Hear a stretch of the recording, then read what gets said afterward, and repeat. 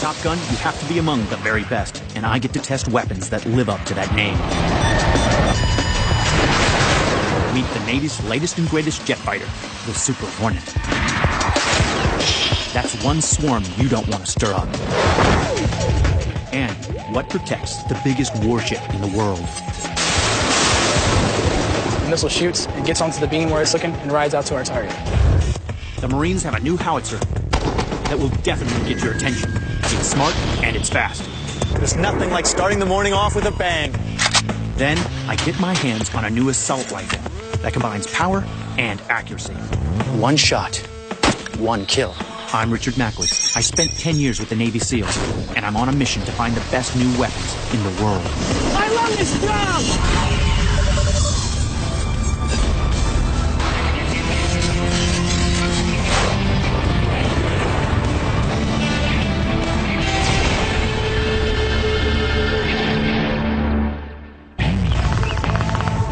In the 1960s, the U.S. combat soldier met a new friend. The M16 assault rifle. Since then, it's been used in just about every combat mission, from the jungles of Vietnam to the deserts of Iraq. The M16 family is the most trusted in the U.S. The only problem is in modern combat, the small 5.56 caliber just doesn't have the punch of a bigger bullet. Today's rifles need real stopping power. And that means a bigger round. Now it's time to welcome a new ally. One with even greater stopping power, the Barrett M468.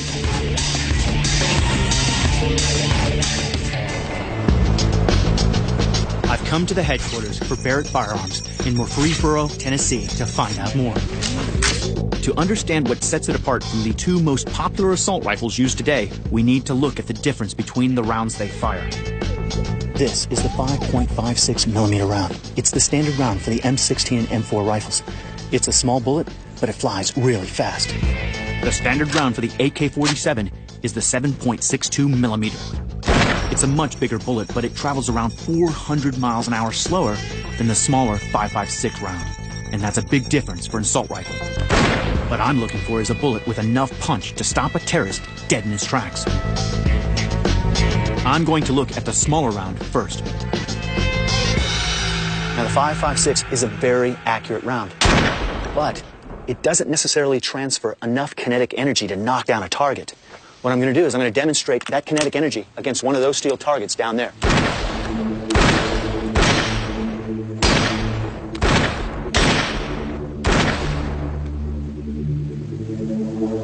As you can see, I hit the target, but not enough kinetic energy was transferred to this steel plate to knock it down. And I'll tell you, that's not ideal in a combat situation. Now, let's see how that compares with the larger round that's used by the AK-47. It's a bullet that will drop the target in one shot.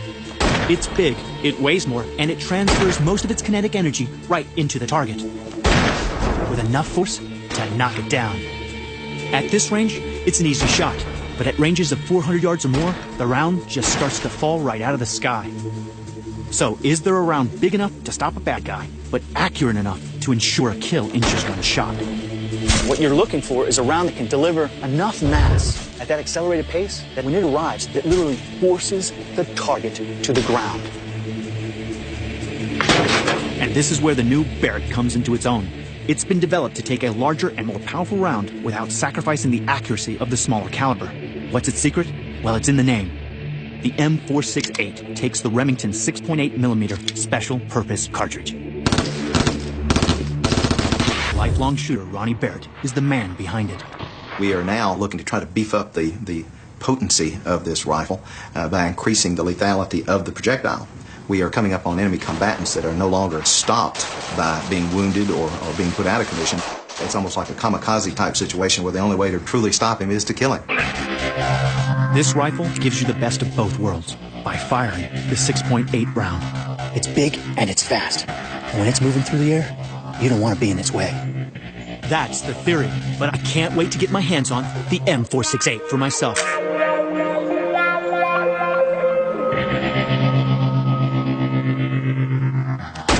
Just look at that.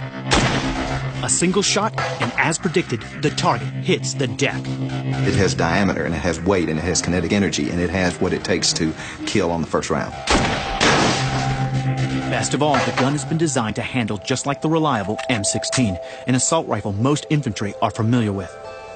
If you look, the stock is basically the same, the buffer assembly is the same, the trigger assembly is the same, the selection switch is the same, even the magazine release is exactly the same. So, when you start to look at how it's actually put together for field stripping, you've got the upper receiver, you've got the charging handle, which is exactly the same, and boom. You've got the bolt assembly, which feels exactly the same. It actually marries perfectly the upper and lower receivers. Pins are exactly the same, so this weapon is ready to go, ready to do its business. It has twice the stopping power of the 5.56. You get a bigger payoff and a better knockout punch. Now it's time to see it in action. Okay, here's the scenario. You got two guys over there, they're using doors as cover. I've been authorized to get my M468 online. If I see them as a threat, I can take them out. And the challenge is to shoot through the door and knock them down with one round.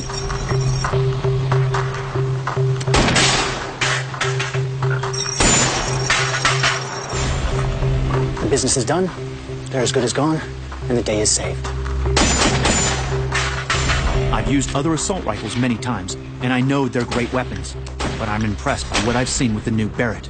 The results speak for themselves. The Barrett assault rifle has another trick up its sleeve that protects soldiers in close-quarter fighting, especially in environments like Baghdad. Just the sheer noise of rounds going off in buildings can be disorienting. Enter the Barrett, deadly and quiet. It has threads to mount a suppressor. Ronnie Barrett's son, Chris, spotted the need for this as a standard. So you don't have the logistical problem of, how do we mount a suppressor on the weapon? This gun is ready to accept the suppressor, which, as you know, is a valuable tool in tactics in this room-to-room, urban-type combat. Absolutely. Having a suppressor that you can easily put on a weapon and use it in those close-quarter situations makes all the difference in the world. The introduction of the M468 marks a new era for the U.S. infantry rifle.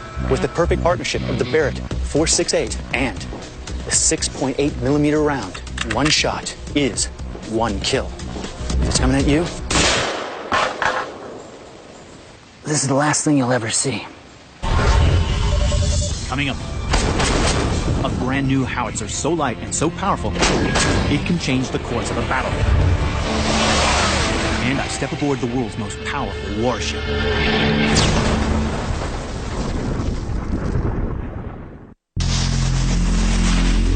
When a ferocious flurry of big punches is needed on the battlefield, you turn to artillery. Now, nothing makes you want to put your head down faster than hearing a chorus of screaming 100-pound explosive rounds headed in your direction. It's effective, it's devastating, and every military in the world uses it. But big guns carry a big drawback. The one major challenge the big gun has always faced is weight. The more you weigh, the slower you move. The slower you move, the less effective you are on the battlefield. Traditionally, howitzers are the backbone of any land assault. The problem is they are very big and difficult to move quickly. Take, for example, the M198 model. Weighing in at 16,000 pounds, it doesn't exactly move fast when the clock is ticking. When the Marines hit Afghanistan in 2001, they were so worried about it slowing them down that they resorted to using smaller and much less powerful weapons like rockets and grenades. The good news? There's a brand new howitzer making its way to the fight. I'm on my way to Oklahoma to find out more.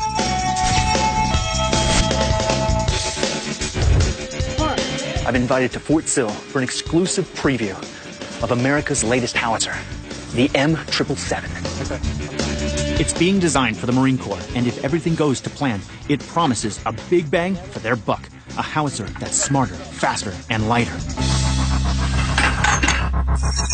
To find out more, I meet with Colonel Tanzi, the man behind current and future cannon systems in the United States. What we've done with the 777 is we've gone from steel to high tensile titanium, and we've reduced the weight of this vehicle from 16,000 pounds to about 9,800 pounds, almost in half. The M777 is designed as a towed or air-mobile weapon, and because it's lighter, it's a lot easier to transport. You can put it under a CH-47 Chinook helicopter and still have room for ammunition. Better yet, you can fit 2 of them onto a C-130 aircraft compared to just 1 traditional howitzer.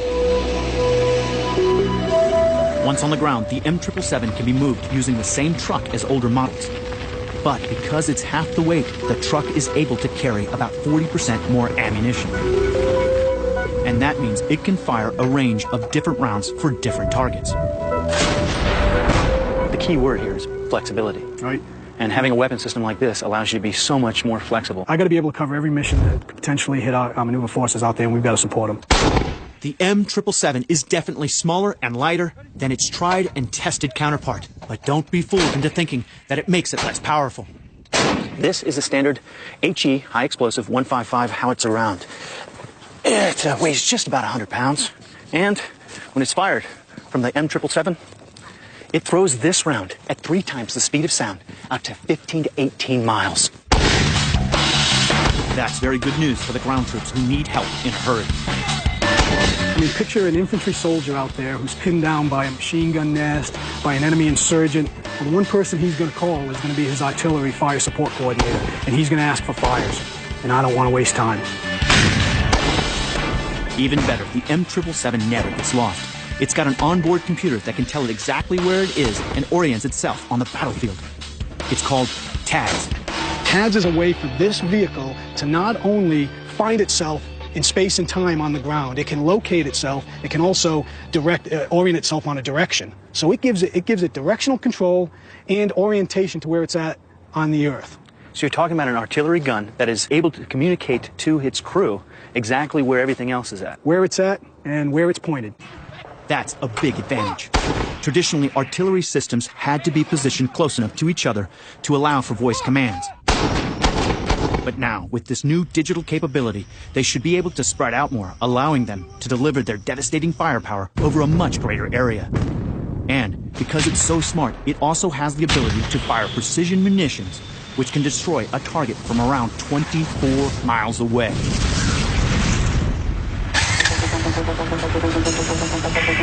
Having heard all about the M777, I'm up long before daybreak to join the Marines for a day of operational exercises. These fine men are just out of Marine Corps training and are hoping to specialize in artillery fire. Their mission today is to learn how to position, load, and fire the M777. Break on! Traditional howitzers needed a crew of 9 men just to operate them. This one only needs 5. It's nothing like starting the morning off with a bang. The Marines start by firing a spotting round. Once they've found their range, they line up their guns, and here it comes. Fired a spotting round. Now they're going to get ready to fire for effect. They're going to shoot a volley of 3 rounds apiece. Quadrant 240.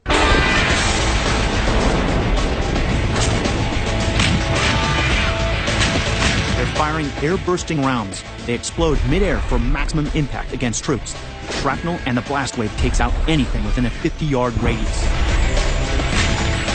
Because of the risk of unexploded ordnance, the target area is completely off-limits. I have enough experience to tell you, I've seen the damage from heavy artillery. And take it from me, devastation is the name of the game. Time to check in with the troops. So what do you think about this weapon? This weapon is awesome. I believe it's the future of artillery. It's highly mobile, it's quick in our response time, and it's really easy to operate. This weapon system is lighter, more mobile, faster to deploy, and with the new digital package, will be more accurate than any artillery gun ever. Watch out. Here comes the M777. Coming up, I get to check out new weapons on the most feared warship in the world. And then the Navy puts me through an intense series of tests before I get to fly in their latest jet fighter, the Super Hornet.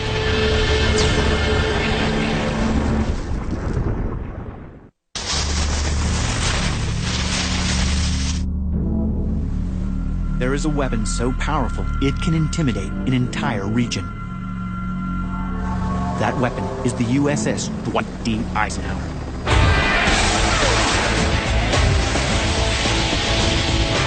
The Eisenhower, nicknamed the Ike, is one of the Navy's 9 Nimitz-class supercarriers. There is no ship on Earth that carries more firepower. It commands the seas and the skies, transporting 2 squadrons of strike fighters around the globe.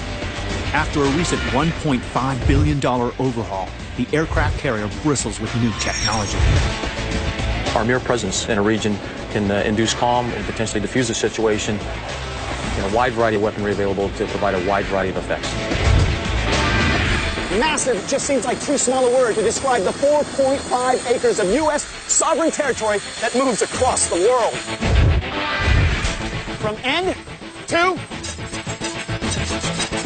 end, the Eisenhower is as long as the Empire State Building is tall. At 1,000 feet long and rising 24 stories above the waves, the USS Eisenhower is master and commander. It dominates wherever it travels, controlling 6 million cubic miles of airspace and an incredible 150,000 square miles of ocean. That's about the size of California. This formidable ship has long sea legs too. Because it's nuclear powered, the Eisenhower can stay at sea for years at a time. With its nuclear reactor and a top speed of 30 knots, the Eisenhower has nearly unlimited endurance and the speed to get to any hot spot in the world and make its presence felt. During its recent refit, the Ike was given 2 new nuclear reactor cores pumping out a massive 280,000 horsepower. And it can still go for 25 years without refueling. That means nowhere is beyond its reach. Especially with these on board. 2 squadrons of the Navy's latest jet fighter. It's a squadron you don't want to stir up because it's capable of delivering a deadly sting.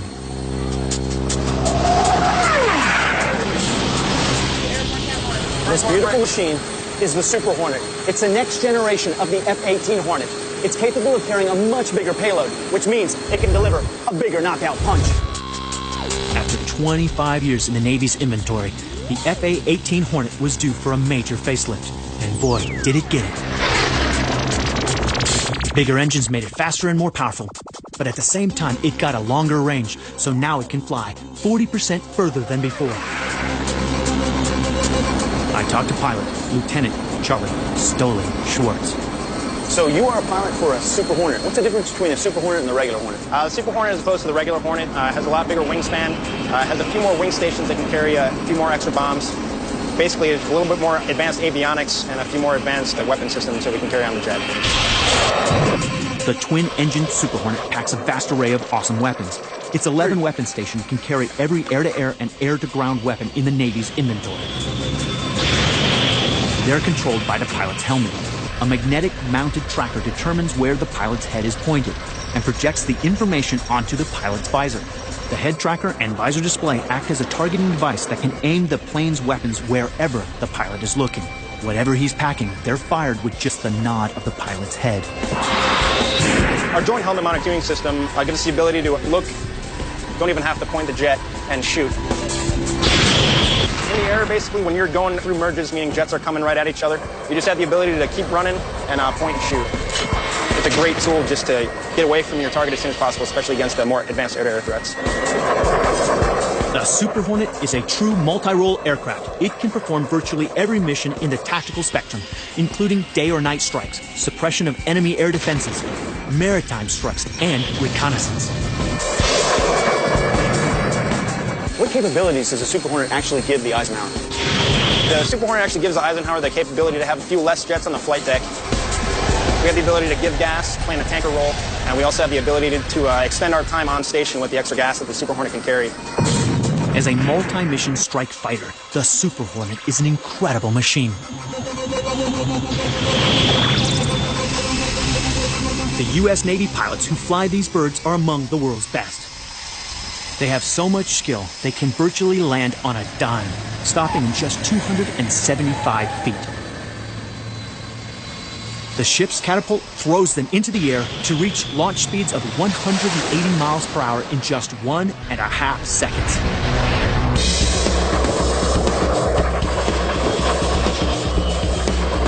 Its onboard computers all talk to the squadron, giving everyone a complete picture of the battlefield.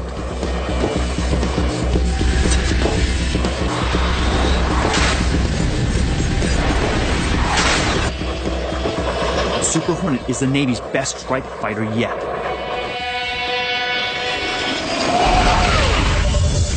Coming up, what other super weapons protect the Ike? And I experienced life as a Top Gun firsthand. Because That's the Super Hornet, and I get to fly in one.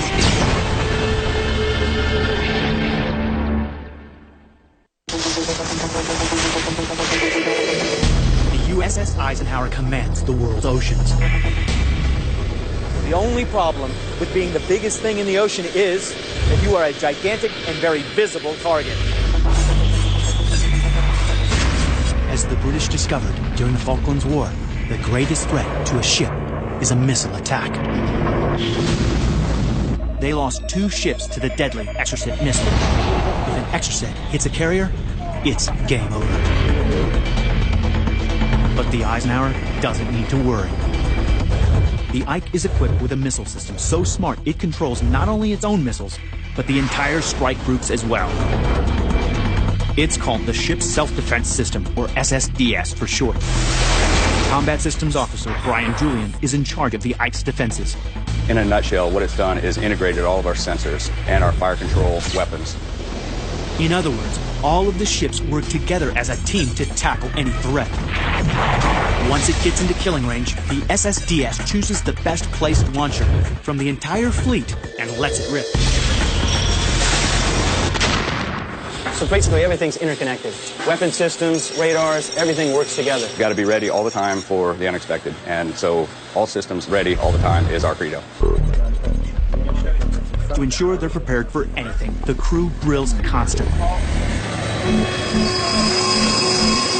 hands man your battle stations. That's general quarters. It's where the crew is brought to a full state of readiness. No one has an idea what the threat is. It could be anything from a fire to an incoming missile.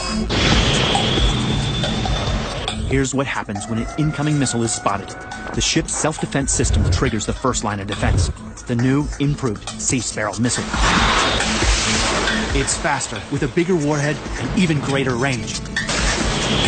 It can even obliterate high-speed, sea-skimming cruise missiles. Once you fire one of the Sea Sparrow missiles, how long does it take to get to the target? It's a supersonic missile. It flies pretty fast. Seconds. Wow. The Sea Sparrow is steered to the target by its own shipboard radar called the Director. How far can this see in here, basically? About 50 nautical miles. Wow. When the missile is launched, it tunes into this beam and rides it out to the target. The Sea Sparrow can intercept a target up to 13 miles away. It's fast, flying at supersonic speeds to take out its target using an explosive warhead. So you guys pick up a missile that's about 13 miles out, and then you make a determination. How fast would that all take place? I've seen engagements take less than 12 seconds up to 38 seconds from start to finish. The launcher is also packed with missiles, 8 of them. The Sea Sparrow missile gives you 8 opportunities to stop an incoming threat. And trust me, when you're talking about a cruise missile coming at you, you need that big a safety net. Okay, worst case scenario. What happens if an incoming threat slips through the net? Previously, the Ike relied upon a weapon called the Phalanx. The Phalanx shoots a wall of tungsten bullets at its target, but it only takes out missiles once they're right near the ship. And that's a terrifying thought with an Exocet missile coming right at you. The Ike needed a last line of defense that could strike faster and sooner. So, as part of its refit, a powerful new rapid reaction missile system made its debut. It's called the RAM.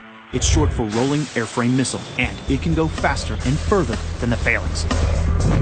Fire Controlman Second Class Robert Delahunt and his RAM team have just seconds to react. RAM's absolutely vital because it's our second umbrella of defense. It's our second level of defense on board Ike. It's a fast attack, high rate of fire missile system. 100% accurate. Really? Yes. After launch, the missile spins at high speed, where its wings pop out to help it fly straight. It's accurate and deadly. The RAM uses Sidewinder technology. 21 can be fired in batches of 3. They're used against any airborne threat, from hostile aircraft to missiles fired from an enemy ship. How do you feel about the RAM personally? RAM, it lets me sleep at night. Yeah? Yes. Having a RAM means that the aircraft carrier is no longer a gigantic sitting duck at sea. And the crew has 21 reasons to feel safer. Its simple but superior technology makes it capable of decimating any incoming air attacks.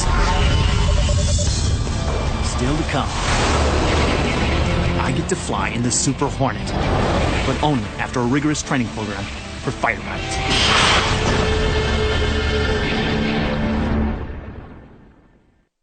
I'm about to take a ride in one of the world's most advanced fighter jets. It's the ultimate thrill, but it's no walk in the park. Before I go up, I have to convince the Navy I'm flight-worthy, so I'm heading to Patuxent River Naval Air Station in Maryland, known by aviators simply as Pax River. This facility stretches across 25 miles of shoreline and is home to one of the biggest airfields on the East Coast. Before I can get into the seat of a Super Hornet, I need to pass some challenging pre-flight tests. Getting through the training is far from guaranteed. It's time to go back to school. First up is a medical with the doc, Lieutenant Colvin, to find out if my body will be able to cope with the forces of flying in a supersonic jet. The Super Hornet could unleash havoc on my body. It could affect my hearing, my vision. It could even starve my brain of oxygen, causing a total blackout. Around 5 Gs, you can get to near 0 blood pressure in your brain. If you want to make sure your heart can take those stresses. Well, Doc, have I passed this portion? You passed. You're good to go. Start the training. Thank you, brother. Appreciate it. They heard I'm a former Navy SEAL, so they want to have a little fun and put me through my paces. I'm in for a very long day of tests and training. There we go. One signature down. 3 more to go. I'm going to get one-on-one instruction, but their job is to make sure I'm ready for anything. Aviation is serious business, and there's no room for any dead weight. During flight, recognizing the changes in your body is one thing, but you've also got to deal with them, and fast. One of the most dangerous problems is G-induced loss of consciousness, or G-LOC. Aviation physiologist Ari Golyubov tells me what I could be in for. Well, now you're generating a lot of gravitational force that's pulling the blood basically downward. The blood's getting heavier, and it's being pulled out of the head and out of the brain and the eyes, where you can't get oxygen up in there. Normal human tolerance is about 3 to 4 Gs, but we're going to push the Super Hornet up to 7.5 Gs. That's a lot of Gs. During extreme flight, you never know what might go wrong. And if the worst happens, you need to bail out, and fast. How you doing, sir? How you doing, Raymond? PR1 Bear. I'll be your instructor today for the air medical aspects of the jet. These seats are designed with 3 benchmarks. First benchmark is to clear you from that aircraft. There's apparently something wrong with this aircraft. We need to get away from it. Second thing you want to see is that automatic parachute deployment. Third thing you want to see is seatman separation. This whole shell, everything goes away with the exception of the seat kit is attached to you, just like this young man up behind you. Ejecting from a supersonic jet is extremely violent. Punching out of the cockpit puts enormous pressure on your spine, compressing it. Then you're hit with a massive wind blast. I hope that being in this training seat is the closest I ever get. Okay, so now you build a steer. A 3D simulator completes my parachute training, but ejection and parachuting aren't the worst parts of punching out of a Super Hornet. Landing in the sea is where it gets really tricky.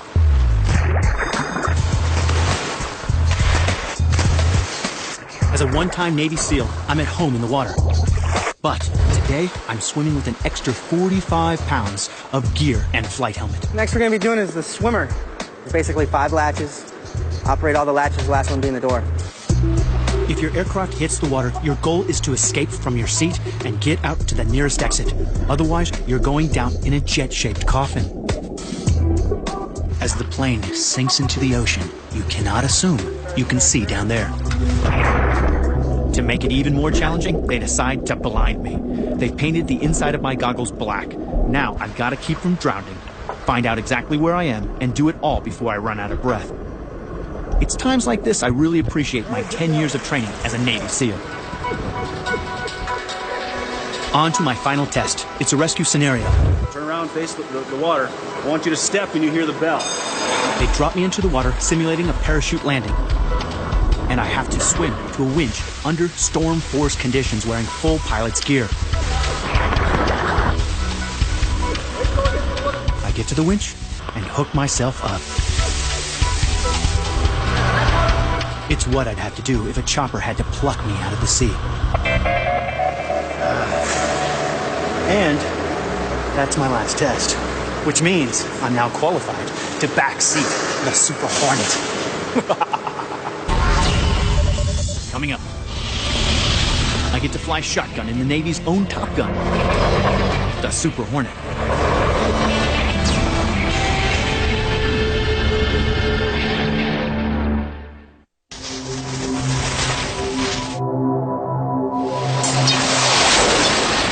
The Super Hornet is the U.S. Navy's newest strike fighter. I've completed all my pre-flight tests. Now it's time for the real thing. Hi, well, welcome. We're going to brief the demo flight for you. It's going to be in an F-18 Foxtrot Super Hornet. My pilot is Lieutenant Commander Lucas Spicoli Kadar. He tells me what I have to look forward to. Full lateral stick input with a maintaining aft stick to keep the alpha on the jet, and the jet's going to execute a pirouette where it just pivots across itself, kind of swaps ends, and then we can come back downhill in that fashion. The flight he's planning will take me through an incredibly intense set of combat maneuvers. It's going to be wilder than any roller coaster ride you've ever imagined. It'll be pretty eye-watering how fast we'll get through 20,000 feet. I'm starting to get a feeling he wants to have some fun with me. Time to get suited up in the important G-suit that will help me deal with the massive G-forces. Here's my harness, the survival vest, and my helmet. Time to take off. Spicoli has been flying super fast jets for over 10 years, so I know I'm in great hands. This is the latest and greatest we have in our strike fighter. These are going to be your primary displays. You'll be able to see navigation displays, weapons, some air-to-ground weapons displays, navigation modes, things of that nature that are going to pertain to our flight.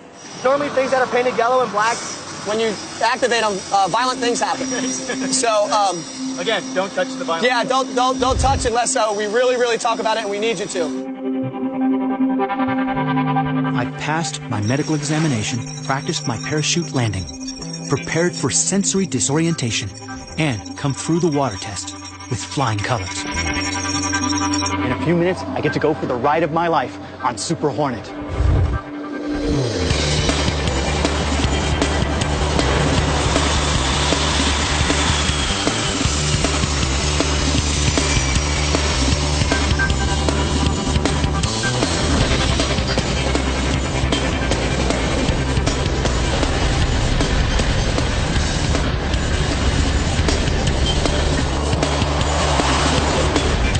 Spicoli takes me up to 40,000 feet. As we climb, I can feel the engine's massive power. Then he executes some tight turns. And I can start to feel the G's pulling on my body. All right, here we go. He's starting to show what this bird can really do.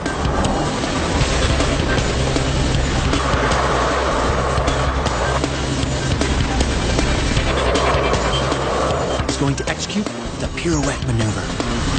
It's designed to shake an enemy off your tail. At the top of the loop, the plane rolls sharply and we're into a steep dive. We're hurtling towards the ground at speeds well over Mach 1.2. But Spicoli doesn't hang back.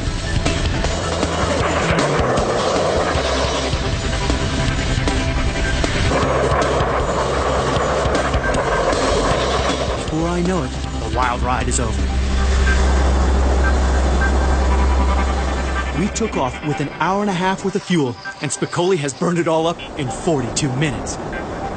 Incredible. Tell you what, that was certainly one of the best experiences of my life. And certainly the best ride I've ever had in my life. That was an incredible experience, man. Thank you so much for taking care of me, man. It's my pleasure, Mac. You know, being able to show you what the Super Hornet can do, and putting it through its paces like that. And I could tell you were having a ride of your life. So, you know, all my pleasure.